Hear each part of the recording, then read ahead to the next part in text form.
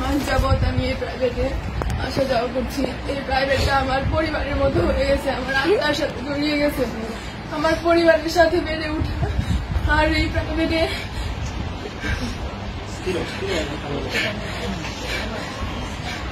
প্রাইভেটটাকে আমার পরিবারের চাইতেও কোনো অংশে কম মনে হয়নি। এই প্রাইভেটের প্রত্যেকটা মানুষ আমার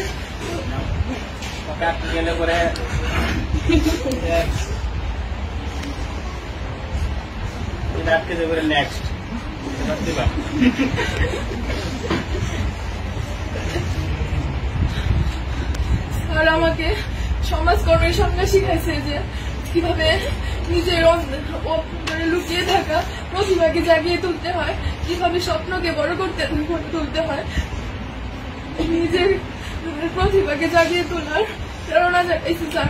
স্যার আমার জীবনের কিংবদন্তি, স্যার আমার জীবনের সেই সমাজকর্মী। স্যারের মাধ্যমে আমি আমার মুক্ত চিন্তাধারা ফুটিয়ে তুলতে পেরেছি।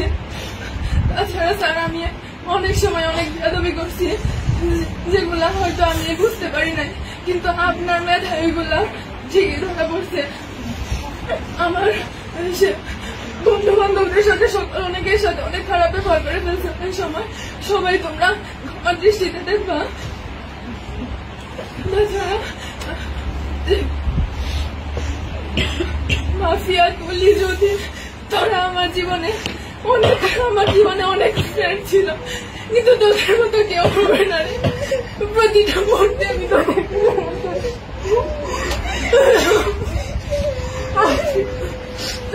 দীর্ঘ 12 বছর পড়াশোনা জীবনে অনেক স্যারের সাথে পরিচয় হয়েছে, অনেক বন্ধু বান্ধবের সাথে পরিচয় হয়েছে, কিন্তু স্বামী স্যারের মতো কেউ হয়ে উঠতে পারিনি আজ পর্যন্ত। আর তোদের মতো ফ্রেন্ড আজ পর্যন্ত হয়ে উঠতে পারেনি।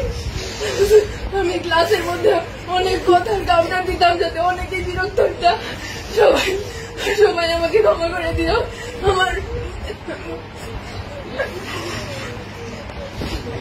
স্যার আমি সবসময় আপনার থেকে সকল ধরনের সাপোর্ট পাই আসছি। স্যার কোনো সময় আপনাকে শুধু স্যারের চোখে না, আপনাকে আমার বড় ভাইয়ের চোখে, একজন আদর্শ গাইডলাইনের চোখে দেখে আসছি। স্যার ভবিষ্যতে আমি চাই আপনার কাছে আদর্শ একজন শিক্ষার্থী হয়ে ফুটে উঠতে চাই। আমি